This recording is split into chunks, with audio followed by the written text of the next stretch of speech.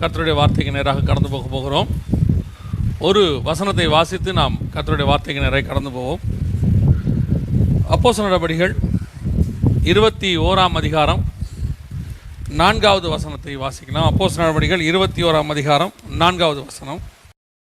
அவ்விடத்துள்ள சீஷர்களை கண்டுபிடித்து அங்கே 7 நாள் தங்கினோம். அவர்கள் பவுலை நோக்கி, நீர் எருசலேமுக்கு போக வேண்டாம் என்று ஆவியின் ஏவுதலினாலே சொன்னார்கள். நாம் கண்களை மூடுவோம். நல்ல தகப்பனே, சர்வ வல்லமையுள்ள எங்கள் ஆண்டவரே, இந்த அருமையான காலை வேளைக்காக உமக்கு ஸ்தோத்திரம். தேசம் அடைக்கப்பட்ட காலத்தில் கூட எங்களுக்கு ஒரு திறந்த வாசலை கொடுத்து உம்மை ஆராதிக்க, உம்முடைய வசனத்தை தியானிக்க நீர் பாராட்டின தயவுக்காக உமக்கு நன்றி. உம்முடைய மகிமையுள்ள கரத்தில் தாழ்த்துகிறோம். இந்த காலை வேளையிலே கர்த்தருடைய வார்த்தை எங்கள் மத்தியிலே கடந்து வரும்படி நாங்கள் செபிக்கிறோம். வசனம் உம்முடையது ஆண்டவரே, அதில் நித்திய ஜீவன் உண்டு என்று நாங்கள் பார்க்கிறோம். அந்த நித்திய ஜீவ வசனங்கள் எங்கள் மத்தியிலே கடந்து வரும்படி நாங்கள் செபிக்கிறோம். எங்கள் ஆவிக்குரிய வாழ்க்கைக்கு தேவையான, நாங்கள் கற்றுக்கொள்ள வேண்டிய, அபியாசப்படுத்த வேண்டிய வார்த்தைகளை தேவனாய் கர்த்தர் எங்களுக்கு தருவீராக. நீர் மாத்திரம் மகிமைப்படுவீராக. எங்கள் ஆண்டவர் இயேசுவின் நாமத்தில் பிதாவே, ஆமென். அப்போஸ்தலர் நடபடிகள் 21ஆம் அதிகாரத்தில் நாம் உள்ள ஒரு சம்பவத்தை நாம் பார்க்க போகிறோம். இன்னைக்கு கர்த்தருடைய வார்த்தையாக குறிப்பாக 13வது வசனத்தில், அதாவது 12, 13, 14 இந்த 3 வசனத்தை நாம் வாசிக்க கேட்போம். அதுக்கு பின்னாடி ஒரு மிக முக்கியமான விஷயம் இருக்கு. 12, 13, 14 வாசியுங்கள். இவைகளை நாங்கள் கேட்டபோது எருசலேமுக்கு போக வேண்டாம் என்று நாங்களும் அவ்விடத்தாரும் அவனை வேண்டிக் கொண்டோம். அதற்கு பவுல் நீங்கள் அழுது என் இருதயத்தை ஏன் உடைந்த பண்ணுகிறீர்கள்? எருசலேமில் நான் கர்த்தராகிய இயேசுவின் நாமத்திற்காக கட்டப்படுவதற்கு மாத்திரமல்ல, மரிப்பதற்கும் ஆயத்தமா இருக்கிறேன் என்றார். அவன் சம்மதியாதபடியினாலே கர்த்தருடைய சித்தமாக கடவதென்று அமர்ந்திருந்தோம். இந்த சம்பவத்துல பாத்தீங்கன்னு சொன்னா, பவுல் எருசலேமுக்கு போகிறார். அவர் அங்கே போனால் மிகப்பெரிய அளவிலே உபத்திரவப்பட போகிறார் என்பது எல்லாருக்கும் தெரிகிறது. அப்படி இவர்கள் எல்லாரும் அவரை கேட்டுக்கொள்ளுகிறார்கள். பவுல் சொல்லுகிறார், இல்லை நான் கண்டிப்பா போக தான் போறேன் அப்படின்னு சொல்றார். கடைசியா அவங்க சொல்ற வார்த்தை என்னன்னா, கர்த்தருடைய சித்தம் ஆக கடவது. இப்போ இந்த விஷயத்தில் எது கர்த்தருடைய சித்தம்? பவுல் எருசலேமுக்கு போவதா அல்லது எருசலேமுக்கு போகாமல் இருப்பதா? இதுதான் அங்கே மிகப்பெரியதான ஒரு விஷயம். நம்முடைய வாழ்க்கையில் கூட பல சம்பவங்கள், ஊழியத்தின் பாதையிலையாக இருக்கட்டும், தனிப்பட்ட வாழ்க்கையிலையாக இருக்கட்டும், ஒரு முடிவெடுக்க வேண்டிய இடம் வரும்போது நிறைய பேருக்கு இந்த தடுமாற்றம் வருகிறது. எது கர்த்தருடைய சித்தம்? எதை நம்ம செய்யணும், எதை நம்ம செய்யக்கூடாது அப்படின்னு நிறைய பேர் கேள்வியில் கூட கேட்குறாங்க. தேவ சித்தம் அறிவது எப்படி அப்படின்லாம் கேட்குறாங்க. இந்த சம்பவத்தை படிச்சுட்டு இருக்கும்போது பவுலுடைய வாழ்க்கையில் அப்படி ஒரு விஷயம் வருகிறது. அந்த பவுலை வேணான்னு சொன்னவங்களுக்கும் எது கர்த்தருடைய சித்தம்னு தெரியல பாருங்க. அதனால தான் அவங்க வேணான்னு சொல்கிறாங்க, அவன் போவேன்னு சொல்கிறான். சொன்ன உடனே இவங்க சொல்கிறாங்க கர்த்தருடைய சித்தமாக கடவுது. அப்போ கர்த்தருடைய சித்தம் என்ன? அவன் போகிறதா போகாமல் இருப்பதா? இதுதான் கேள்வி. இந்த மாதிரி சிச்சுவேஷன் நம்முடைய வாழ்க்கையில் வரும்போது நாம் எப்படி முடிவெடுக்கணுங்கிறதுக்கு பவுல் ஒரு முன்னுதாரணம். இந்த சம்பவம் வந்து நமக்கு ஒரு முன்னுதாரணம். ஏன் பல சிச்சுவேஷன்ஸில் நம்ம இந்த மாதிரி ஒரு முடிவெடுக்க வேண்டிய சூழ்நிலைகள் வரும். அப்படி வரும்போது நம்ம எப்படி முடிவெடுக்கிறோம் அப்படிங்கிறது தான் ரொம்ப முக்கியம். இப்போ இந்த பவுலுக்கு வந்த சோதனை, இந்த விஷயத்தில் பவுல் முடிவெடுப்பதற்கு அவனுக்கு இருந்ததான சோதனை என்ன? அவன் எப்படிலாம் அந்த சோதனையை தாண்டினான். அதாவது முடிவெடுக்கிற விஷயத்தில், அதுதான் நான் சொல்ல வரேன். பவுல் வாழ்க்கையில் வந்த சோதனைகள், பட்டணந்தோறும் அடிக்கப்படுகிறான், அதெல்லாம் நமக்கு தெரியும். ஆனால் இந்த பர்டிகுலர் விஷயத்தில் 21ஆம் அதிகாரத்தில் எருசலேமுக்கு போக வேண்டாம் என்று சொல்லுகிற விஷயத்தில் பவுல் போகணும்னு இருக்கிறாரு. அவங்க வேணான்னு சொல்கிறாங்க. இப்போ கடைசியாக கர்த்தருடைய சித்தமாக கடவுதுன்னு சொல்கிறாங்க. இப்போ இந்த கர்த்தருடைய சித்தத்தை பவுல் எப்படி தெரிஞ்சுக்கிட்டாரு, எப்படி அவர் கர்த்தருடைய சித்தத்தை செஞ்சார் அப்படிங்கிறது தான் நம்ம இது வழியாக பார்க்க போகிறோம். இது வழியாக நாம் என்ன கற்றுக்கொள்ள போகிறோம் அப்படின்னா, நாமளும் இந்த மாதிரி சிச்சுவேஷன்ஸை கிராஸ் ஆகி வரும்போது எப்படி கர்த்தருடைய சித்தத்தை செய்வது அப்படிங்கிறதான் நாம் இன்னைக்கு பார்க்க போகிறோம். முதலாவது பவுலுக்கு இருந்ததான சோதனை. இந்த விஷயத்தில் பவுலுக்கு இருந்த மிக முக்கியமான சோதனை என்ன அப்படின்னா, வாசிங்க 21ஆம் அதிகாரம் 4வது வசனத்தை வாசிங்க. 21:4 வாசிங்க. அவ்விடத்தில் உள்ள சீஷரை கண்டுபிடித்து, அவ்விடத்தில் இருந்த சீஷர்கள் சீஷரை கண்டுபிடித்து அங்கே 7 நாள் தங்கினோம். அவர்கள் பவுலை நோக்கி நீர் எருசலேமுக்கு போக வேண்டாம் என்று, நல்ல கவனிங்க, எருசலேமுக்கு போக வேண்டாம் என்று ஆவியின் ஏவுதனாலே சொன்னாங்க. இப்ப இவங்க எதுல சொல்லல? அவங்க ஏதோ சாதாரணமா சொல்லல, மாம்சத்துல சொல்லல. வசனம் தெளிவா சொல்லுது, அவர்கள் ஆவியின் ஏவுதனாலே சொல்றாங்க. இப்ப நிறைய பேர் இந்த சம்பவத்தை படிக்கும் போது பவுல் ஏதோ ஆவியானவரை மீறி அங்க போன மாதிரியும், ஆவியானவருக்கு கீழ்ப்படியாம போய் தன்னுடைய மரணத்தை ஏற்றுக்கொண்ட மாதிரியும் அல்லது உபத்திரவத்தை ஏற்றுக்கொண்ட மாதிரியும் இருக்கு. ஆக்சுவலா இந்த இடத்துல அவங்க ஆவியின் ஏவுதல் சொல்றாங்க. இந்த ஆவியின் ஏவுதல் அப்படிங்கிறது 2 விதமான ஆவியின் ஏவுதல் இருக்கு. நல்லா கவனிச்சுக்கொள்ளுங்க. இந்த ஆவியின் ஏவுதல்லையே 2 விதமான ஆவியின் ஏவுதல் இருக்கு. முதலாவது ஒரு ஆவியின் ஏவுதல், வாசிங்க லூக்கா எழுதின சுவிசேஷம் 2ஆம் அதிகாரம் 25 முதல் 27 வரை வாசிங்க பார்ப்போம். அப்பொழுது சிமியோன் எனும் பெயர்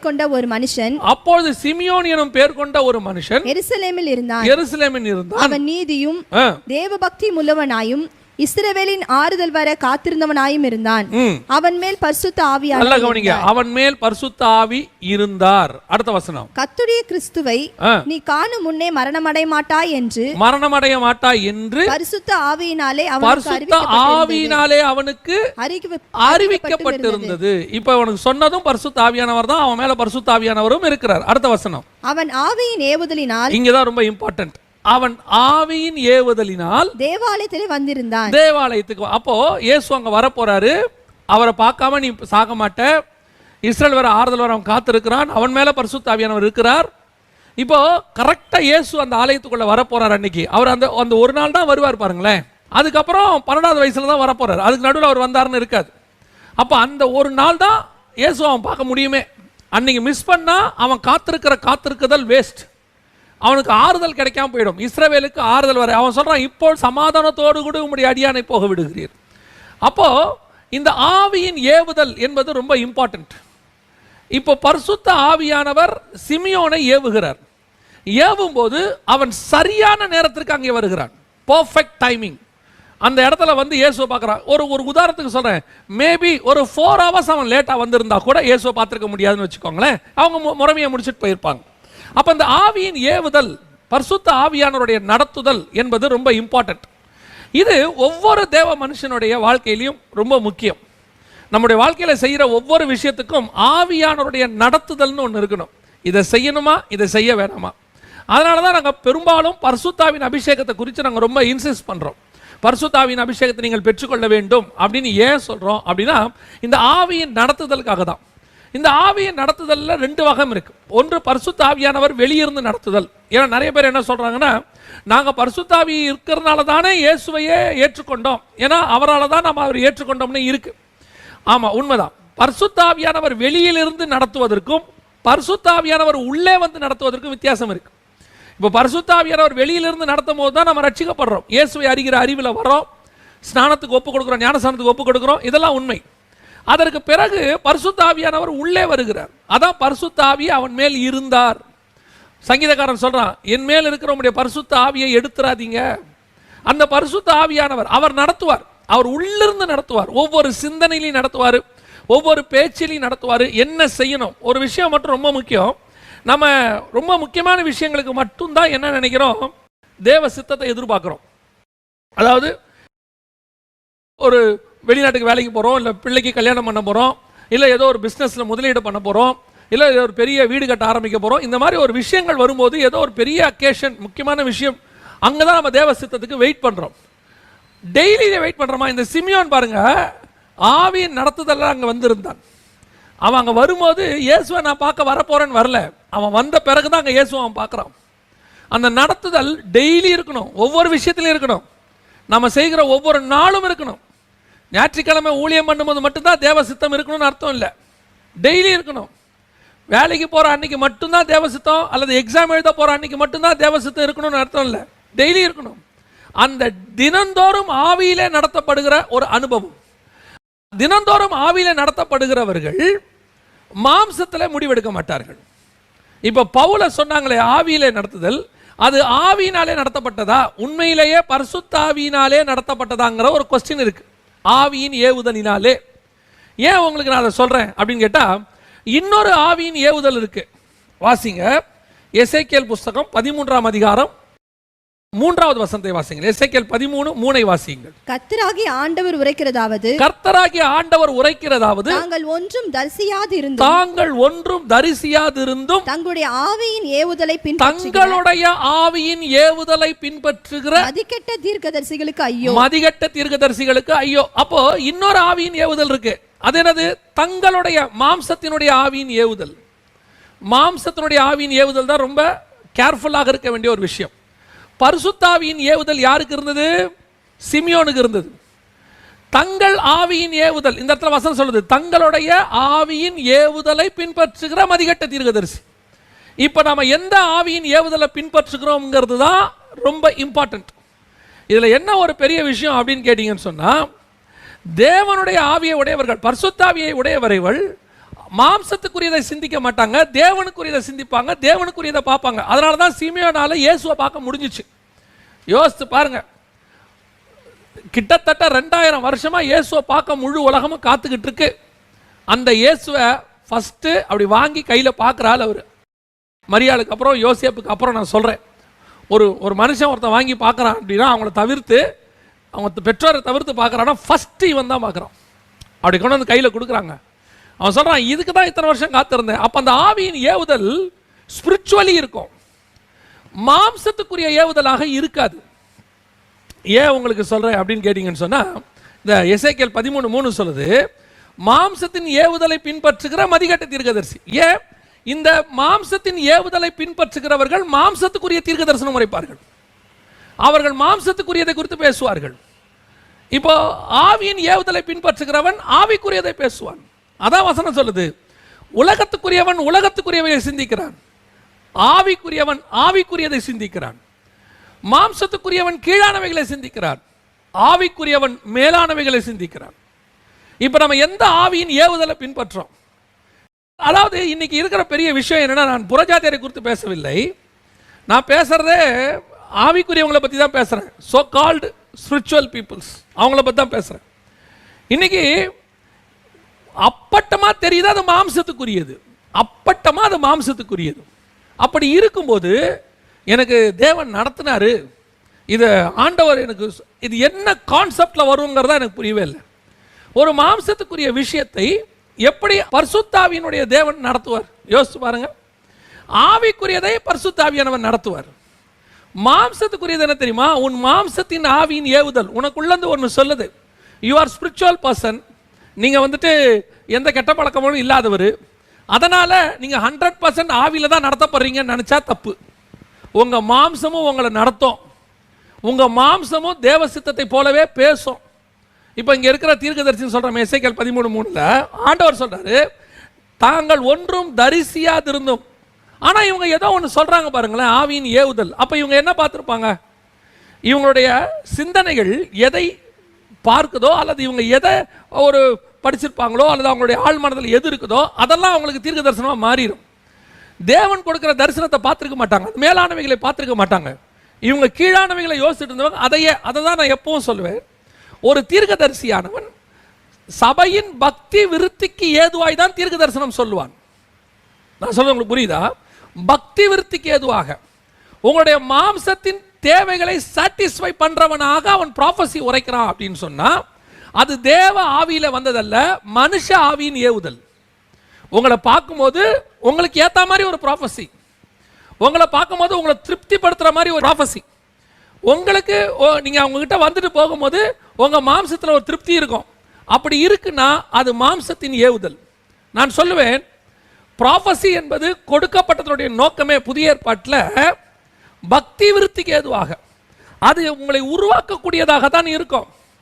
உங்களுக்கு ஆறுதல் கொடுக்கும். எப்படி ஆறுதல் கொடுக்கும்? ஸ்பிரிச்சுவலி ஆறுதல் கொடுக்கும். அந்த ஸ்பிரிச்சுவல் ஆறுதலுக்கும் மாம்ச ஆறுதலுக்கும் டிஃபரன்ஸ் இருக்கு. நான் சொல்றது உங்களுக்கு புரியும்னு நினைக்கிறேன். காயம் ஆறுவதற்கும் வலி ஆறுவதற்கும் டிஃபரன்ஸ் இருக்கு. சில நேரத்தில் காயமே இருக்காது, வலி இருக்கும்.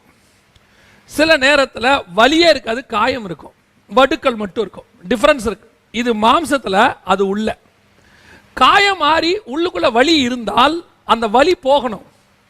அந்த வலி போகிறதுக்கு நம்ம என்ன செய்யறோமோ அதான் முக்கியத்துவம். சிலர் ஏதாவது ஒரு வார்த்தை பேசிடுவாங்க, உங்களுக்கு காயமே இருக்காது, ஆனால் அவங்க பேசின வார்த்தை ஒரு வலி இருந்துகிட்டே இருக்கும். இந்த வலியை எடுக்கிற அளவுக்கு வார்த்தை கர்த்தரிடத்துலேருந்து வரும் பாருங்க. அந்த வார்த்தை வந்த உடனே இந்த பெயின் நம்மளை விட்டு போகும், நம்மளை விட்டு இது நீங்கி போய் நமக்குள்ள ஒரு ஆறுதல் வரும். இதுதான் ஸ்பிரிச்சுவல் கைடன்ஸ். அதே நேரத்தில் இதுக்கே மாம்சத்தில் உங்களுக்கு ஒரு திருப்தி கொடுக்க முடியும். ஒரு உதாரணம், உங்களை ஒருத்தர் பேசிட்டாங்க, அந்த நேரத்தில் உங்கள் ஃப்ரெண்டு ஒருத்தர் வராரு, வந்து சொல்கிறாரு, என்னாச்சு, என்னை இந்த மாதிரி பேசிட்டான் அவன். உங்களுக்கு உடனே அந்த ஃப்ரெண்டு சொல்வார், நீ வா, நான் யாரும் இல்லை நினச்சிட்டானா, நான் இருக்கிறேன், வா, வான்னு 2 கேள்வி கேட்டு ஒரு அறை விட்டா தான் அவன் சரி வருவான், நீ என் கூட வா அப்படின்னும் போது உங்களுக்கு ஒரு சந்தோஷம் வரும், ஒரு நிம்மதி ஒன்று வரும், மாம்சத்தில் வரும். எப்படி தெரியுமா வரும்? நமக்கு ஒருத்தர் இருக்கிறாரு, பேசுகிறாரு, நமக்காக வந்து அடிப்பான், நமக்காக வந்து கேட்பான். இது மாம்சத்தில் வர திருப்தி. இது வரும். ஒரு மாம்சத்தில் கூட உட்காரும் போது, இது இதுக்கு மட்டும் சொல்லலை, எல்லாத்துக்கும் வரும். கையில் கொஞ்சம் பணம் கையில் இருக்கும்போது ஒரு திருப்தி இருக்கும், அப்பா கையில் பணம் இருக்குது, நிம்மதியாக லைஃபை நம்ம நடத்தலாம், பேங்க்கில் பேலன்ஸ் இருக்குது. அதே மாதிரி நம்ம கூட ஒரு 10 பேர் உட்காந்துருக்கும் போது ஒரு சந்தோஷம் இருக்கும். இதை தாண்டி இதெல்லாம் இல்லாத போது உங்கள் இருதயத்துக்குள்ளே இருக்கிற துக்கத்தை இல்லாமல் அதை எடுத்து போட்டு உங்களுக்குள்ள ஒரு சந்தோஷத்தை கொடுக்கும். அதுதான் ஸ்பிரிச்சுவல் சந்தோஷம், அதுதான் பரிசுத்த ஆவியினால் வருவது. இன்னைக்கு எது உங்களை நடத்துது? இப்போ பவுலுக்கு அங்கே வரக்கூடியது பரிசுத்த ஆவியினால் வருவதா, மனுஷ ஏவுதினால் வருவதா? அங்கே வசனம் தெளிவாக சொல்லுது, அவர்கள் ஆவியின் ஏவுதினாலே அப்படி சொன்னார்கள். அந்த 4வது வசனம் சொல்லுது, என்று ஆவியின் ஏவுதினாலே சொன்னார்கள். அதுவும் என்ன சொல்றாங்க? நீ எருசலேமுக்கு போக வேண்டாம் என்று. இது பரிசுத்த ஆவியானவர் சொன்னதா, அவர் தான் போக வேணாம்னு சொன்னாரா அப்படின்னு கேட்டீங்கன்னா, இதுதான் முதல் சோதனை. இப்போ பார்க்கறதுக்கு எப்படி இருக்குது? ஆவியானவர் சொன்ன மாதிரியே இருக்குது. அதுவும் எப்படி இருக்கு? அங்கே போனால் அவங்கள அடிப்பாங்க, உங்களுக்கு நடந்துடும், தயவு செஞ்சு நீங்கள் போகாதீங்க அப்படின்னும் போது மாம்சத்தில் நமக்கு என்ன வருது? ஒரு திருப்தி. ஐயோ நம்மளை போக வேணான்னு ஸ்பிரிச்சுவலாக சொல்கிறாங்க, அப்போ நமக்கு ஓகே அப்படின்னு ஒரு முடிவு எடுக்கலாம். இந்த நேரத்தில் நம்ம என்ன செய்வோம்? அவங்க சொன்னாங்க, ஆவியில் ஜோமனி சொன்னாங்க, 7 நாள் அங்கே இருந்தோம், அவங்க ஜபத்தில் சொன்னாங்க அப்படின்னு நம்ம சொல்லுவோம். ஆனால் பவுல் ரிஜெக்ட் பண்ணுறாம இருங்க. இந்த இடத்துல பவுல் அதை ரிஜெக்ட் பண்ணுறாரு. இல்லை அவர் சொல்லிட்டு அந்நாட்கள் நிறைவேறின பின்பு அவன் என்ன செய்கிறான்? கப்பல் கரையை விட்டு புறப்பட ஆரம்பிச்சாச்சு. ஏன் ரிஜெக்ட் பண்ண? ஆவியானவர் நடத்தம் தானே. இந்த ஸ்மெல் இது உண்மையிலேயே மாம்ச ஆவியில வந்ததா, பரிசுத்த ஆவியில வந்ததா அப்படிங்கிறத பவுல் கண்டுபிடிச்சிட்டாரு. எப்படி சொல்றீங்க? பரிசுத்த ஆவியில வந்தது என்ன செய்யும் அப்படின்னா, அடுத்து வாசிங்க, அதே 21ஆம் அதிகாரம் 11வது வசனத்தை வாசிங்க. 21:11 வாசிங்க. அவன் எங்களிடத்தில் வந்து பவுலுடைய கச்சை எடுத்து தன் கைகளையும் கால்களையும் கட்டிக்கொண்டு, இந்த கச்சை உடையவனை எருசலேமில் உள்ள யூதர் இவ்விதமாய் கட்டி புறஜாதியார் கையில் ஒப்பு கொடுப்பார்கள் என்று பரிசுத்த ஆவியானவர் சொல்கிறார் என்றான். நல்லா கவனிச்சுக்கொள்ளுங்க. பரிசுத்த ஆவியானவர் இருந்தா என்ன சொன்னாரு? இவனை எருசலேமில் கட்டி இவ்விதமாய் ஒப்பு கொடுப்பார்கள் தான் இருக்க வழிய போக வேண்டாம்னு இல்லைங்க. அந்த வார்த்தையை நல்லா கவனிச்சு பாருங்க. இவன் அங்கே போனால் ஒப்பு கொடுப்பாங்க, இது நடக்கும். ஒப்பு கொடுப்பார்கள், போனீங்கன்னா இப்படிலாம் செய்வாங்கன்னு சொல்ல, கண்டிப்பாக செய்வாங்க. போக வேண்டாம்ங்கிற வார்த்தையை பரிசுத்த ஆவியானவர் அங்கே சொல்லலை. இதுதான் பரிசுத்த ஆவி சொல்லுவது. ஆவியின் ஏவுதல் சொல்றதுக்கும் பரிசுத்த ஆவி சொல்றதுக்கும் இதான் டிஃபரன்ஸ். இதில் என்னங்க டிஃபரன்ஸ் இருக்கு? அவர்கள் பவுலின் மேல் உள்ள பாசத்தில் சொல்றாங்க, பவுல் அவங்க ஸ்மெல் பண்ணிட்டாங்க, எருசலேமுக்கு போனால் இப்படிலாம் நடக்கும்பா, ஆனால் தயவு செஞ்சு நீ என்ன செய்ய வேண்டாம், போக வேண்டாம். இது அவர்களுடைய ஆவியின் நடத்துதல். பல நேரங்களிலே நீங்கள் தீர்க்க தரிசனத்துக்காகவோ அல்லது ஒரு திட்டத்தினுடைய முடிவை எடுப்பதற்காகவோ யாரிடத்திலாவது நீங்கள் போய் கேட்பீர்கள், என்னங்க செய்யணும் அப்படின்னு கேட்பீர்கள். கேட்கும்போது அவர்கள் பரிசுத்த ஆவியிலிருந்து உங்களுக்கு பதில் சொல்றாங்களா, தங்கள் ஆவியின் நடத்துதலிருந்து பதில் சொல்றாங்களாங்கிறத ரொம்ப கேர்ஃபுல்லாக இருந்துக்கணும். அங்கே தான் நீங்கள் ஏமாந்து போவீங்க. ஏன்? பரிசுத்த ஆவி சொல்றதுக்கும் அவங்க சொல்றதுக்கும் சின்ன டிஃபரன்ஸ் தான் இருக்கும், சின்ன டிஃபரன்ஸ் தான் இருக்கும். அதை கண்டுபிடிக்கிற அளவுக்கு நீங்க ஆவியில் இருந்தால் அதை கண்டுபிடிச்சிடலாம். பவுல் கண்டுபிடிச்சிட்டார், இல்லை இது எந்த ஆவி நடத்துதல் நமக்கு தெரியல, ஆனால் பரிசுத்தாவி நடத்துதலில் வரும்போது உன்னை ஒப்பு கொடுப்பார்கள் அப்படின்னு சொல்லியாச்சு. இப்போ நீங்கள் எந்த ஆவியினுடைய நடத்துதலில் இருக்கிறீங்க? கொஞ்சம் உட்காந்து யோசிச்சு பார்க்கணும். பரிசுத்தாவியினுடைய நடத்தலில் இருக்கிறோமா, இல்லை சுய ஆவியில் நடத்தலில் இருக்கிறோமா அப்படிங்கிறத நம்ம பார்க்கணும். நல்லா கவனிச்சுக்கொள்ளுங்க. பல நேரங்களிலே தீர்க்கதரிசிகள் உங்களுக்காக தான் தீர்க்க தரிசனம் உரைக்கிறார்கள், உங்களுக்காக தான் உரைக்கிறாங்க. ஏன்னா நீங்கள் போய் உட்காந்து கேட்டுட்டீங்களா, கேட்டுட்ட உடனே தங்கள் ஆவியின் ஏவுதலாலே அவர்கள் உங்களுக்கு என்ன செய்கிறாங்க, தீர்க்க தரிசனம் உரைக்கிறாங்க. உரைக்கும் போது அவர்கள் என்ன செய்கிறாங்க, உங்களை திருப்திப்படுத்தி உங்களை சந்தோஷப்படுத்தி அனுப்புகிறாங்க. ஒரு நடந்த சம்பவம் இது, நான் குறை கூறுவதற்காக சொல்லவில்லை, நீங்கள் ஜாக்கிரதையாக இருக்கணுன்றதுக்காக சொல்கிறேன். ஒரு தீர்க்கதரிசி இடத்துல போய் தன் மகளுடைய திருமண காரியங்களுக்காக அவர்கள் போய் கேட்டார்கள். கேட்டபோது அந்த தீர்க்கதரிசி ஜெபம் பண்ணி, உங்களுடைய மகளுக்கு நீங்கள் இந்த வரன் பார்க்கலாம், ஆவியானவர் சொல்லுகிறார் அப்படின்னு சொல்லி கன்ஃபார்மாக சொல்லி அனுப்பிச்சிட்டார். திருமணமாகி 3 வாரத்திற்குள்ளாக அந்த மணமகனும் மணமகளும் பிரிந்து விட்டார்கள். பிரிந்து விட்டது மாத்திரமல்ல, அவர் வெளிநாட்டில் இருந்தவர், இவங்க இந்தியாவில் இருந்தவங்க, திருப்பி அங்கேருந்து இந்தியாவுக்கு அனுப்பி விட்டாங்க. அதை சரி பண்ணுறதுக்கு இவர்கள் முயற்சி பண்ண எவ்வளோ பார்த்தும் முடியவில்லை. கடைசியில் டிவோர்ஸ் ஆயிடுச்சு. இப்போ அந்த குடும்பத்தார் என்ன சொல்லிட்டு இருக்கிறாங்க அப்படின்னு கேட்டிங்கன்னா, நாங்கள் அவர் ப்ராஃபஸி சொன்னாருன்னு சொல்லித்தான் என்ன செஞ்சோம், இந்த திருமணத்தை நாங்கள் செஞ்சோம், நாங்கள் அவருடைய வார்த்தையை தான் கன்ஃபர்மேஷனாக எடுத்தோம். நான் சொல்லுவேன், இதில் தவறு தீர்க்கதரிசியின் இடத்தில் இல்லை, உங்களிடத்தில் இருக்கிறது. காரணம் என்ன, நீங்கள் தானே அதுக்கு ஜெபம் பண்ணியிருக்கணும், நீங்கள் தானே உபவாசம் பண்ணியிருக்கணும், நீங்கள் தானே தேவனிடத்திலிருந்து வார்த்தையை வாங்கி இருக்கணும். உங்களுக்கு ஒரு கன்ஃபர்மேஷன் தேவன் கொடுக்க வேண்டாமா? கொடுக்காதபடிக்கு நீங்கள் அவரிடத்துல போனீர்கள். அவர் பரிசுத்தாவில சொன்னாரா, தன் ஆவியின் ஏவுதல்ல சொன்னாரான்னு தெரியலையே. இன்னைக்கு நிறைய பேரோட வாழ்க்கை இப்படி நாசமா போயிருச்சு. Not only I'm talking about the கல்யாணத்தை பற்றி மட்டும் நான் சொல்லலை. நான் சொல்லக்கூடியது வேலையில் இருக்கட்டும், வெளிநாட்டுக்கு போகிறதா இருக்கட்டும், ஒரு முடிவெடுக்கிற விஷயங்களில் பல நேரங்களில் ஆவியின் ஏவுதல். இன்னொன்றும் இருக்கு, இவர்களே ஜெபம் பண்ணும் போது கூட பல நேரங்களில் மாம்சம் வெளிப்படும், மாம்ச ஆவியின் ஏவுதல் இருக்குது. அது என்ன செய்யும், ஒரு மணமகனை பார்த்துட்டு ஒரு மணமகளை பார்த்துட்டு அவருடைய கிரைட்டீரியாலாம் பார்த்துட்டு அவர் திருமணம் பண்ணணும்னு ஆசையும் வந்துட்டு கடைசியாக ஃபோட்டோவை கொண்டு போய் நாங்கள் ஜெபம் பண்ணி சொல்கிறோன்னு சொல்லுவாங்க. அதாவது முன்னாடியே எல்லாம் விசாரிச்சிருவாங்க. மாப்பிள்ளை எங்கே வேலை பார்க்குறாரு, என்ன சம்பாதிக்கிறாரு, எந்த நாட்டில் இருக்கிறாரு, பொண்ணு என்ன வேலை பார்க்குது, என்ன சம்பாதிக்குது, எல்லாம் விசாரித்து முடிச்சுட்டு கடைசியாக புறப்படும் போது ஒன்று சொல்லுவாங்க, நாங்கள் ஜெபம் பண்ணிட்டு சொல்கிறோம். எதுக்கு இந்த ஜெபம் பண்ணிட்டு சொல்கிறோம்? இதுக்கு மேலே ஜெபம் பண்ணால் 99% ஆமான்னு தான் வரும். ஏன்னா நமக்கு தான் எல்லாம் பிடிச்சிருச்சே. அப்புறம் என்ன ஆகும், போய் கையில் அந்த ஃபோட்டோ வச்சுட்டு இவன் ஜெபம் பண்ணுவான், ஃபோட்டோவை கையில் வச்சுட்டு அந்த பொண்ணு ஜெபம் பண்ணும். ஜெபம் பண்ணும்போது வந்து 1 மணி நேரத்தில் 1/2 மணி நேரத்தில் சொல்லுவாங்க, கர்த்தர் என்னை இதை செய்ய சொல்லுகிறார். இதுக்கு நீ உள்ளே போகாமையே சொல்லலாம், கர்த்தர் செய்ய சொல்லுவார். ஏன், உன் ஆவியில் நிறைஞ்சிருச்சு, எல்லாம் ஃபுல்ஃபில் ஆயிடுச்சு. நீங்கள் தேவ சித்தத்தை பார்க்குறீங்கன்னா, தேவன் இந்த பெண்ணை தராரு, இந்த மணமகனை தராருன்னா, அந்த பேரை உனக்கு ஒன்று வந்திருக்குன்னு அப்படியே இருக்கட்டும், நான் ஜெபம் பண்ணிட்டு சொல்கிறேன்னு சொல்லணும். அந்த பொண்ணு உயரமா குட்டையா, அவர் கருப்பா செவப்பா, என்ன சம்பாதிக்கிறாரு, எதுவும் கேட்கக்கூடாது. அவர் ஆவிக்குரியவராக மட்டும் கேட்கணும்.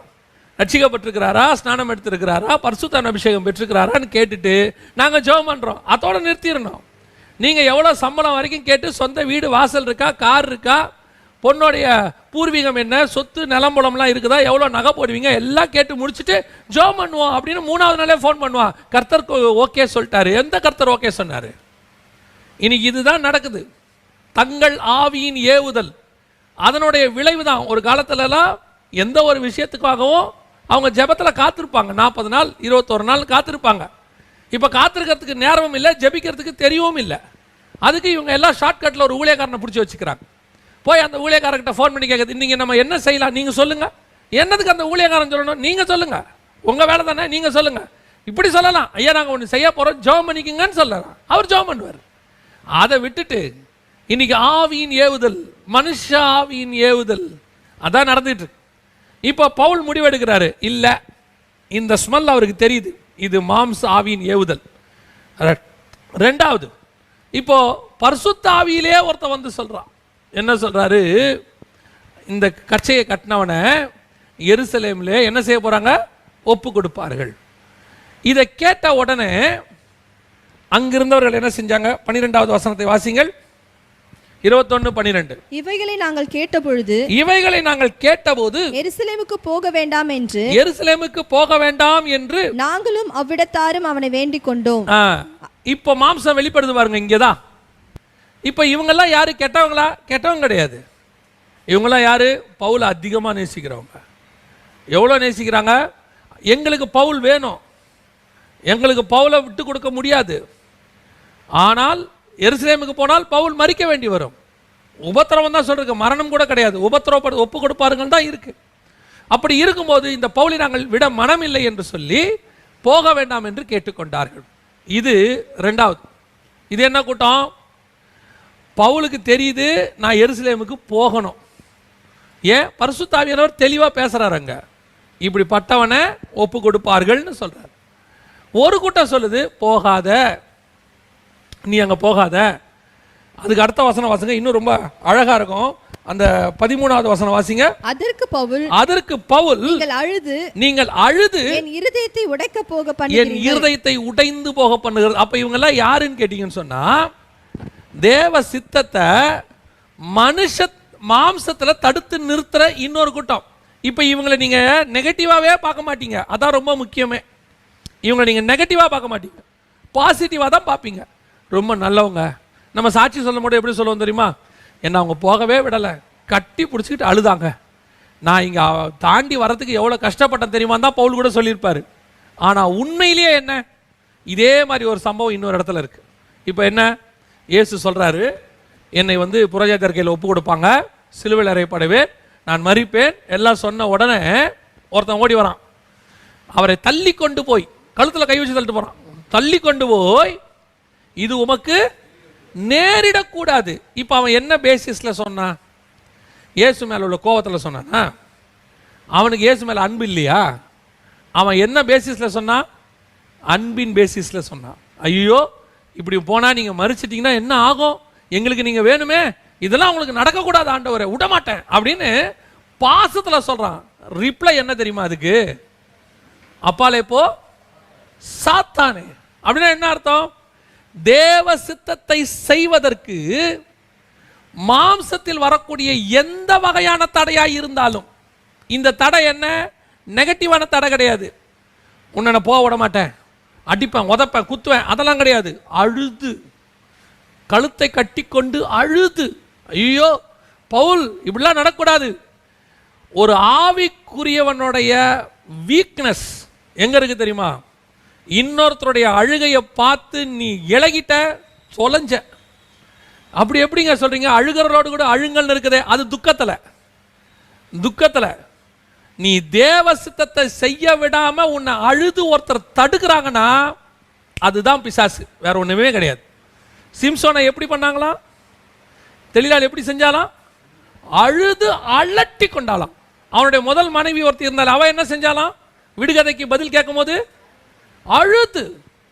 எந்த கண்ணீர் தேவ சித்தத்தை விட்டு உன்னை திருப்புதோ அது அன்பினால வர கண்ணீர் கிடையாது, அதுக்கு பின்னாடி பிசாசு இருக்கிறான்னு அர்த்தம்.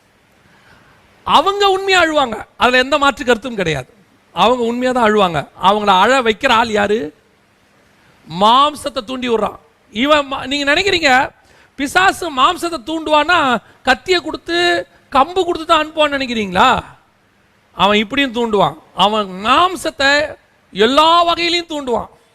கோபமும் படுத்துவான், அன்புனும் கொண்டாடுவான், அழுதும் கொண்டாடுவான். எப்படி வேணாலும் இந்த மாம்சத்தை உங்களுக்கு அகைன்ஸ்டா தூண்டி விட்டு தேவ சித்தத்தை செய்ய விடாம தடுக்கிற வேலை தான் அவனுடைய ஒரே வேலை. இப்போ பவுலுக்கு நடக்கிற இங்க விஷயம் என்ன தெரியுமா? அழுது செய்யறவங்க யாரு? தேவ ஜனங்க. போக வேண்டாம் என்று. இப்போ பவுலுக்கு எவ்வளவு பெரிய தர்ம சங்கடம் யோசிச்சு பாருங்க.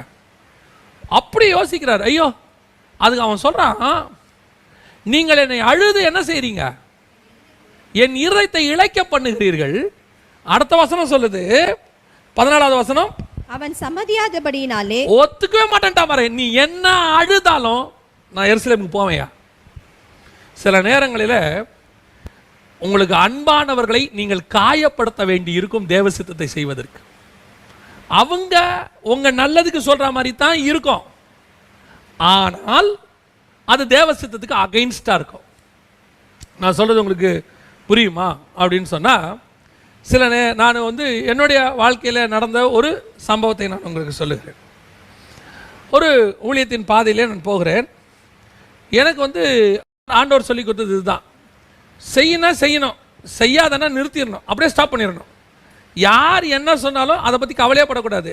அவங்க நம்மளை பார்த்து என்ன சொல்லுவாங்க, அந்த ஆளுக்கு இறக்கமே கிடையாது, அந்த ஈவே கிடையாது, நம்ம இவ்வளோ அன்பாக பேசுகிறோம், அவன் கடினமாக பேசிட்டு போகிறான். வாட் எவர் இட் இஸ், உங்ககிட்ட நல்ல பேர் வாங்குறத விட தேவன்கிட்ட நல்ல பேர் வாங்குறது தான் ரொம்ப முக்கியம். மனுஷனை பிரியப்படுத்துறவனா இருந்தால் இன்னும் நான் கர்த்தருக்கு ஊழியக்காரன் அல்லவேன்னு கலாத்தியருக்கு பவுல் எழுதுறாரு. மனுஷனை பிரியப்படுத்துறது எல்லா ரூபத்திலையும், எந்த ரூபத்திலையும் பிரியப்படுத்திடக்கூடாது. அப்போ ஊழியத்தின் பாதையில் வரும்போது கர்த்தர் அடுத்த இடத்துக்கு கொண்டு போறாரு. அப்போ ஒரு ஊழியத்தினுடைய பாதையில் போகும்போது ஒரு இடத்துல என்னை தங்க வைக்க போறாங்க. தங்க வைக்க போகும்போது நான் பொதுவாக அந்த ஊருக்கு போனால் வேற ஒருத்தருடைய வீட்டில் தான் தங்குவேன்.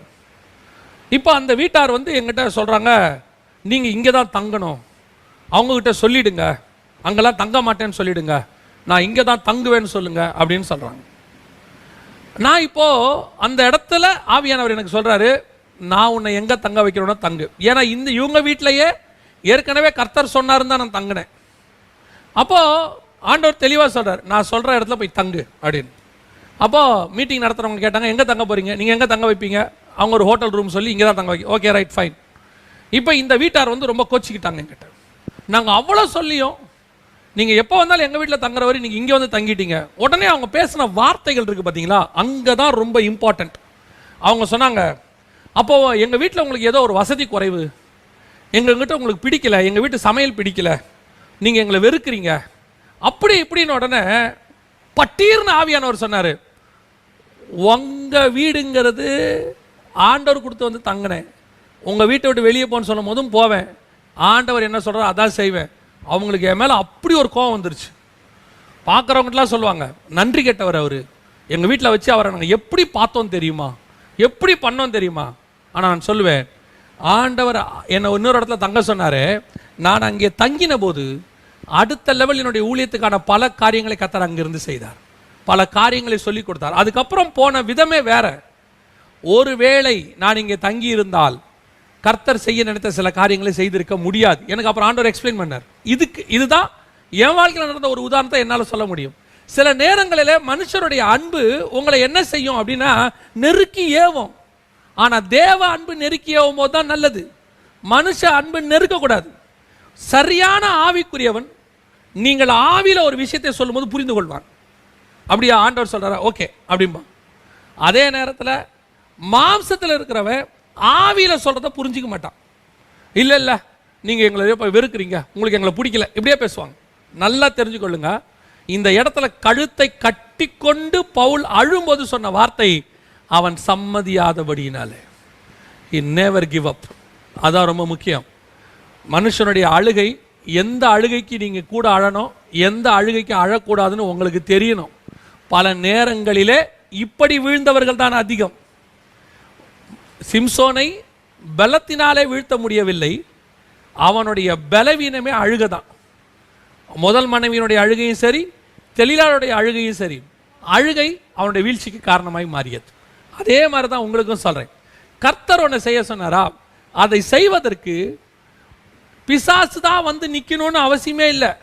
2 பல்லோட, கொம்போட, ஒரு வாளோட, கண்ணங்கரையல்னு ஒரு உருவெல்லாம் வந்து நிற்காது. பிசாசு அனுப்புகிற ஆள் யாருன்னா கூட இருக்கிற 12 பேரில் ஒருத்தனாக தான் இருக்கும். பிசாசு அனுப்புறது யாராக இருக்குன்னா பிரதானமான சீஷனாக தான் இருக்கும். அவன் தான் வந்து சொல்லுவான், உமக்கு இது நேரிடக்கூடாதே அப்படின்பா. இப்போ பவுல் கரெக்டான முடிவு எடுக்கிறான் பாருங்க. நீங்கள் என்ன அழுதாலும், நீங்கள் என்ன சொன்னாலும் நான் எருசலேமுக்கு போவேன். நான் செய்ய நினச்சதை நான் செய்வேன். ஆண்டவர் எனக்கு சொல்லியிருக்கிறார், ஆண்டவர் சொன்னதான் நான் செய்வேன். ஒருத்தன் வந்து அவன் ஆவி தேவதல்ல பேசுகிறான், இன்னொன்று பரிசுத்தாவியானவர் ஒன்று சொல்கிறாரு. இந்த டிஃப்ரென்ஸ் என்னால் கண்டுபிடிக்க முடியுது.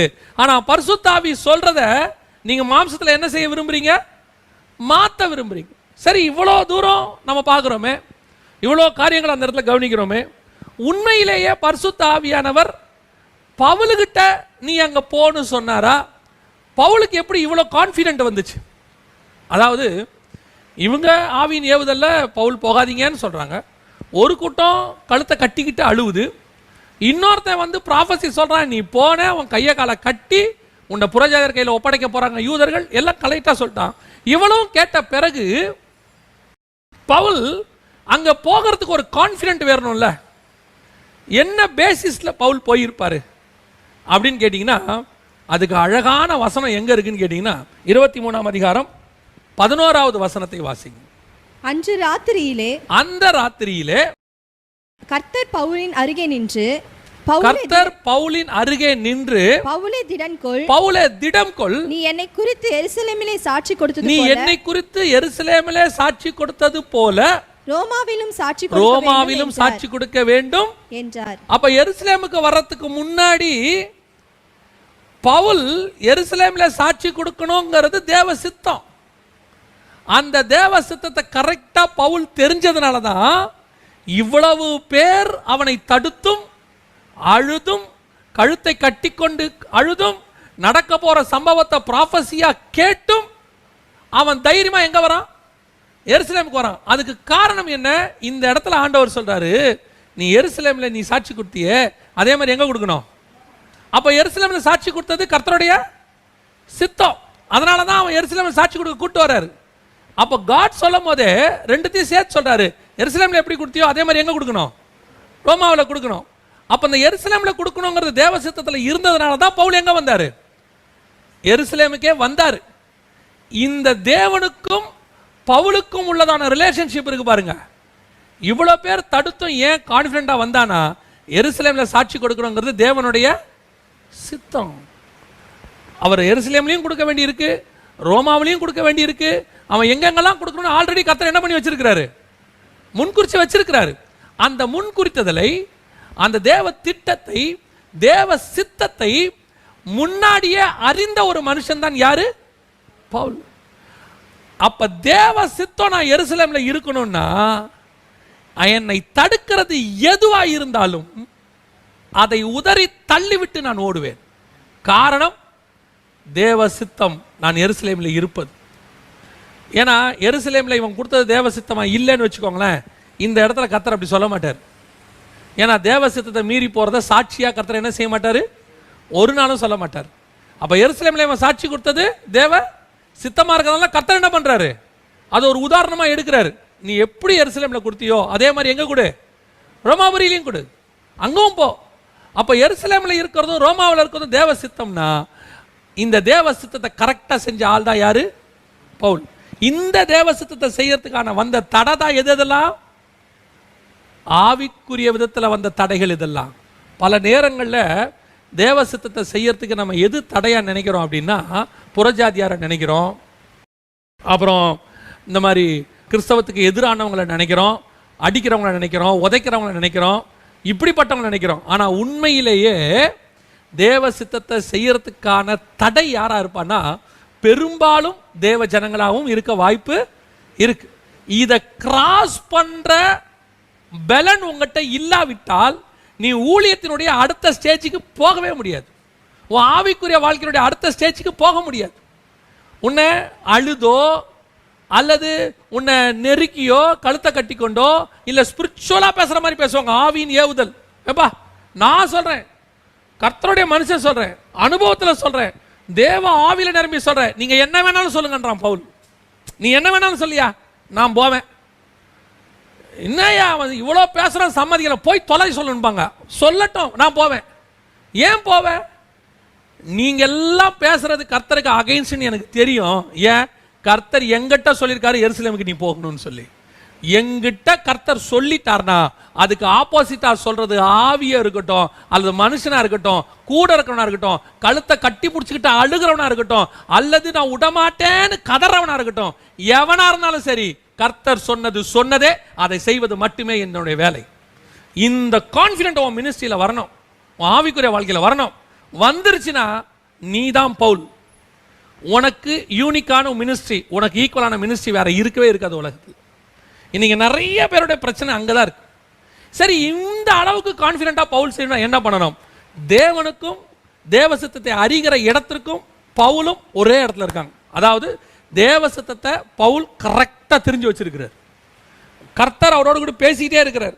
கப்பல்ல போகும்போது சொல்றார், வேணா போனால் பிரச்சனை வரும். இல்லை இல்லை நாங்கள் போவோம், சரி வாங்க போகலாம். ஏன்? நான் இருக்கிற வரைக்கும் உங்களுக்கு பிரச்சனை இருக்காது, வாங்க போகலாம். சேதம் வந்துருச்சு. இப்போ சொல்கிறாரு, கப்பலுக்கு தான் சேதம் வரும், மனுஷனுக்கு என்ன வராது? உயிர் சேதம் வராது. இந்த காடோட நடக்கிறதான அந்த ரிலேஷன்ஷிப் இருக்குல்ல, அந்த காட் நடத்துகிற ஒவ்வொன்றையும் தெரிஞ்சுக்கொள்கிற ரிலேஷன்ஷிப், இந்த இடத்துல நீங்கள் இருந்துட்டீங்கன்னா அதுக்கு அப்புறம் புறஜாதியார் சொன்னாலும் கவலைப்பட மாட்டீங்க, ஆவியின் ஏவுதல்ல எவன் சொன்னாலும் கவலைப்பட மாட்டீங்க, அல்லது உங்ககிட்ட அன்பா இருக்கிறவங்க கழுத்தை கட்டி பிடிச்சிட்டு சொன்னாலும் கவலைப்பட மாட்டீங்க. நீங்க ஒண்ணு மட்டும் தெளிவா இருப்பீங்க, சொன்னது கர்த்தர், அதை நான் செய்வேன், அவ்வளவுதான். கர்த்தர் செய்ய சொல்ற விஷயம் பயங்கர இடகுடமா இருக்கும், உங்களால செய்யவே முடியாது. உங்களை சுத்தி இருக்கிற அத்தனை பேரும் நெகட்டிவா பேசுவான். இது எதுக்கு? திடீர்னு ஆண்டவர் சொல்வார். ஒரு போதகர்கிட்ட சொன்னாராம், ஆண்டவரே எனக்கு சர்ச் இல்லை, சர்ச்சு கட்டுறதுக்கு எனக்கு ஒரு இடம் கொடுங்க, ஊருக்குள்ளே என்னை சேர்க்கவே மாட்டுறாங்க. ஆண்டவர் ஏற்பாடு பண்ணாராம். எங்கே தெரியுமா? ஊருக்கு வெளியே 5 கிலோமீட்டர் தள்ளி இருக்கிற குப்பை கொட்டுற இடம். வெறும் குப்பை, அந்த ஊரில் இருக்கிற மொத்த குப்பையும் கொண்டு போய் கொட்டுவாங்க அந்த இடத்துல. இந்த இடத்த எடுத்துக்க போ அப்படின்னாரு. அங்கே போய் கவர்மெண்ட் பர்மிஷன் கேட்டால் உடனே கொடுத்துருச்சு. குப்பை கொட்டுற இடத்த எடுத்துக்கோங்க.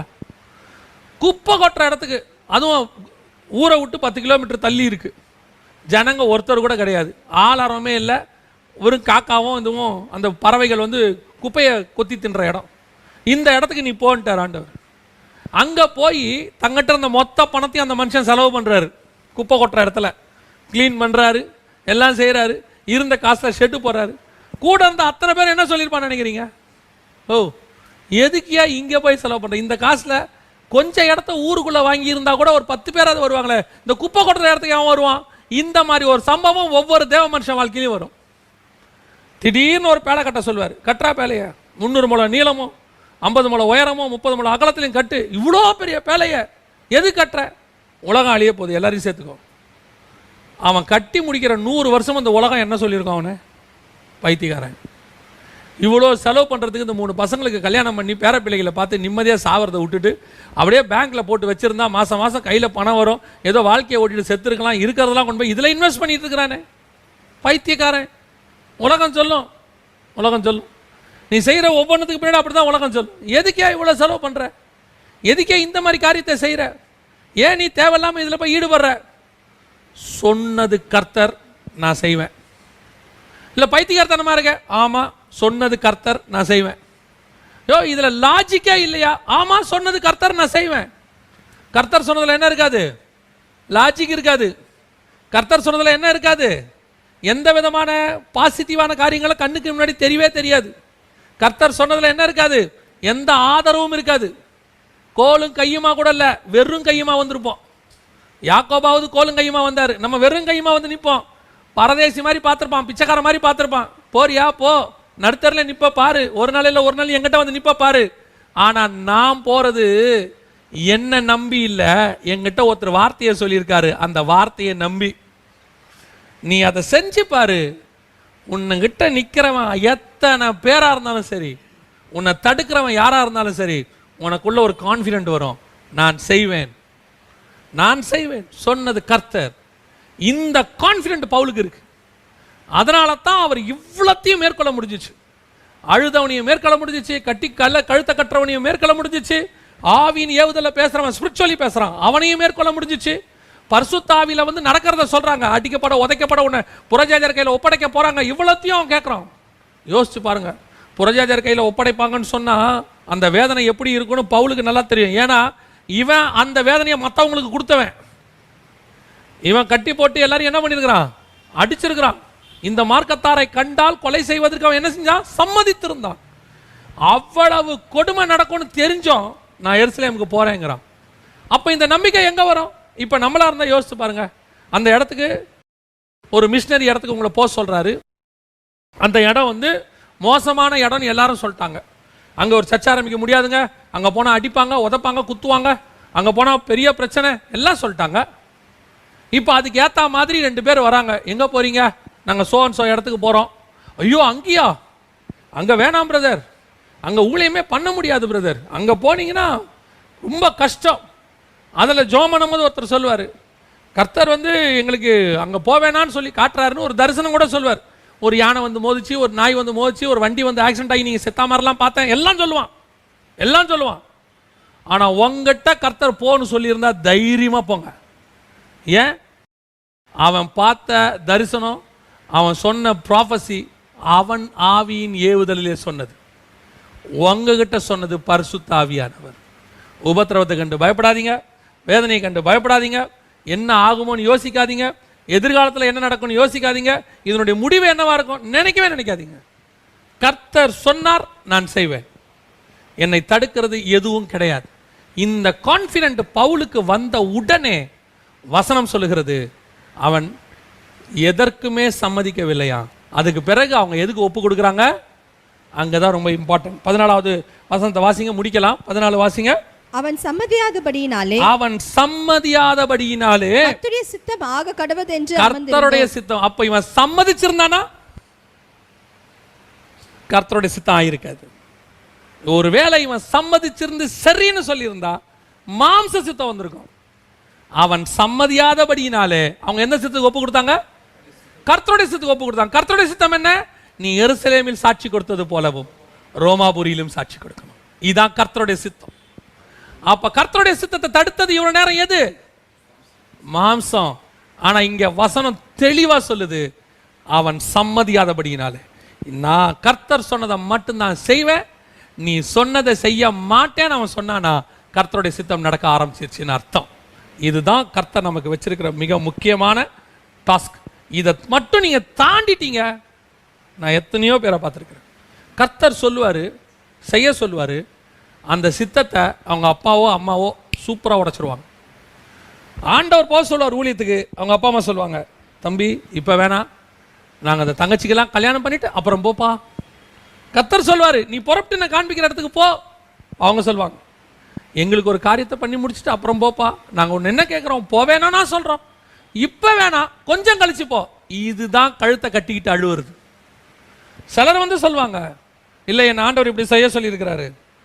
நான் சொல்கிறேன், ஸ்பிரிச்சுவலி உனக்கு ஒரு எல்டர், நான் ஒரு ஆவியில் இருக்கிற ஒரு மனுஷன், அனுபவம் உள்ள மனுஷன் சொல்கிறேன், இதை செய்யாதப்பா, நீ என்னை மீறி செய்தியா, நீ வர வர தேவ பிள்ளைகள், நீ யாரா வேணாலும் இரு, நீ என்ன வேணாலும் சொல்லு, கர்த்தர் எனக்கு என்ன சொன்னாரோ நான் அதை தான் செய்வேன், அதை தாண்டி நான் ஒன்று செய்ய மாட்டேன். அப்படி நீ ஒரு கான்ஃபிடென்ட்டாக தைரியமாக தேவனுக்கென்று செய்யும்போது கர்த்தருடைய சித்தம் ஆக கடவது. உன்னை கொண்டு போய் கர்த்தர் ரோமாபுரியில் மட்டுமல்ல, எருசலேமில் மட்டுமல்ல, பூமியின் கடைசி பரியந்தமும் கர்த்தர் சாட்சியாய் நிறுத்துவார். நீ ஒரு பவுலாய் மாறுவாய். அநேகருடைய வாழ்க்கை பவுலா வர வேண்டிய வாழ்க்கை ஒன்றும் இல்லாமல் அப்படியே ஒரு இடத்துல முடங்கி சுருங்கி போச்சு. காரணம் என்ன? இந்த மாதிரி காரணங்கள். யாரோ ஒரு ஆவியின் ஏவுதல், யாரோ ஒரு மாம்ச ஏவுதல், யாரோ ஒருத்தருடைய உலக பிரகாரமான அன்பு, யாரோ ஒரு சிலருடைய கண்ணீர், இதெல்லாம் சேர்ந்து என்ன பண்ணிருச்சு? தேவ சித்தத்தை செய்ய விடாம தடுத்து நிறுத்தி குறுக்கி ஊழியத்தை சுருக்கி ஒரு இடத்துல அடைச்சி ஒண்ணுமில்லாம ஆக்கி போட்டுருச்சு. நிறைய சாட்சிகளை என்னால் சொல்ல முடியும், நிறைய சாட்சிகளை சொல்ல முடியும். ஆனால் பல நேரங்களில் இதை எதிர்த்து வரும்போது உன்னை அடங்காப்பிட்டு அடிம்பா, நீ உருப்பட மாட்டேன்பா, அந்த ஆள் கேட்க மாட்டான்பா, அவன் நாசமாக போவேன்பா. ஆனால் நான் சொல்லுவேன், நீ நான் அப்படி ஆகவே மாட்டோம். நீ தைரியமாக செஞ்சு பாரு. அது எந்த மாம்சமாக இருக்கட்டும், உன் சொந்த மாம்சமாக கூட இருக்கட்டும், நீ தைரியமாக செஞ்சு பாரு. உன்னை கர்த்தர் பூமியின் கடைசி பரியந்தமும் சாட்சியாய் நிறுத்துவார். நான் இந்த ஊழியத்திற்கு வந்தது மனுஷனை பிரியப்படுத்துறதுக்கு அல்ல, தேவனை பிரியப்படுத்துவதற்கு. இந்த தாட் பவுலுக்குள்ளே இருந்ததுனால தான் அவர் பவுலாய் மாறினார். அதனால தான் நம்ம இன்றைக்கும் அவரை சாட்சியாக பேசுகிறோம். அதே எண்ணம் உனக்கு எனக்கும் வந்துருச்சுன்னா நீயும் நானும் அநேகருக்கு சாட்சியாய் மாறும். நம்ம ஜெபம் பண்ண போகிறோம், தேவ சமூகத்தில் ஆண்டவர்கிட்ட ஒப்பு கொடுக்க போகிறோம். எல்லா கண்களை மூடி ஆண்டவரை நோக்கி பார்த்து, நம்மை தடுக்கிறது எது? கர்த்தருடைய சித்தத்தை செய்ய விடாமல் தடுக்கிறது எது? மாம்சமா? மாம்சத்தில் உங்களிடத்தில் நான் சொல்லக்கூடிய மாம்சம் என்பது ஏதோ அருவருப்பான இச்சையான காரியங்கள் இல்லை. அன்பானவர்கள், அழுகிறவர்கள், கழுத்தை கட்டி கொண்டு அழுகிறவர்கள். இது உங்களுக்கு நேரிடக்கூடாது, நான் விடமாட்டேன், உங்களுக்கு இப்படி நடக்க விடமாட்டேன், அப்பாலே போ சாத்தானேன்னு சொல்லணும். அப்பாலே போ சாத்தானே. ஏன்? நான் கிறிஸ்துவுக்காக அடிக்கப்பட மாத்திரமல்ல, கட்டப்பட மாத்திரமல்ல, மறிக்கவும் தயாராக இருக்கிறேன். அன்னைக்கு பேதுருவோடைய பேச்சை கேட்டு, இல்லை பேதுரு நீ இவ்வளோ அழுகுற அப்படின்னு இயேசு சொல்லி இருந்தா இன்னைக்கு உலகத்துக்கு ரட்சிப்பு வந்திருக்காது. அவர் சொன்னது என்ன தெரியுமா? பேதுருவின் சித்தம் அல்ல, என் சித்தம் அல்ல, அவர் சொல்றார் பிதா கிட்ட, ஆகிலும் என் சித்தத்தின்படி அல்ல ஆண்டவரே, உம்முடைய சித்தத்தின்படியாக கடவுள். இந்த பிதாவின் சித்தத்தை செய்யணுங்கிற முடிவை எடுத்த பிறகு நடுவில் வர்றது ஸ்பிரிச்சுவல் பர்சனோ, சொந்த மாம்சமோ, அன்பானவங்களோ, அழுகிறவங்களோ, கழுத்தை கட்டிக்கிட்டு அழுகிறவங்களோ, இதயத்தை நோக பண்ணுகிறவங்களோ, இதயத்தை உடைக்க பண்ணுகிறவங்களோ, யாரா இருந்தாலும் தூக்கி போட்டுக்கு தயாரா இருக்கணும். சொன்னது கர்த்தர், நான் செய்வேன். என்னை தடுப்பவன் யார்? கர்த்தருடைய வார்த்தையின் இடத்துல இருக்கிறது.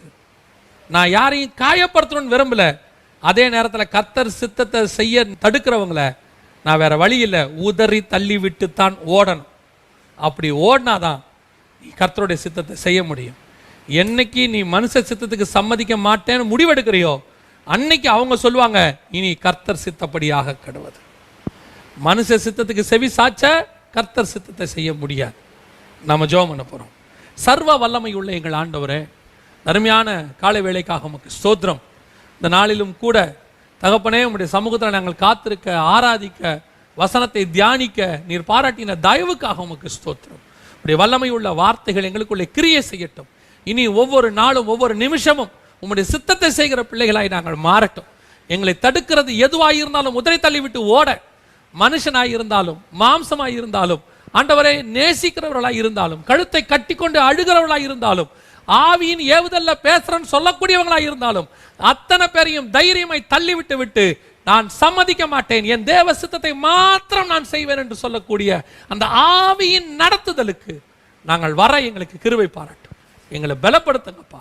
எங்கள் பலவீனங்களில் ஆவியானவரே உங்களுடைய பலன் பூரணமாய் விளங்குவதாக உங்களுடைய கிருபை சூழ்ந்து கொள்ளட்டும், உங்களுடைய மகிமை மூடிக்கொள்ளட்டும். கர்த்தராகிய இயேசு கிறிஸ்துவின் நாமத்தில் ஜெபிக்கிறோம் எங்கள் ஜீவனுள்ள நல்ல பிதாவே.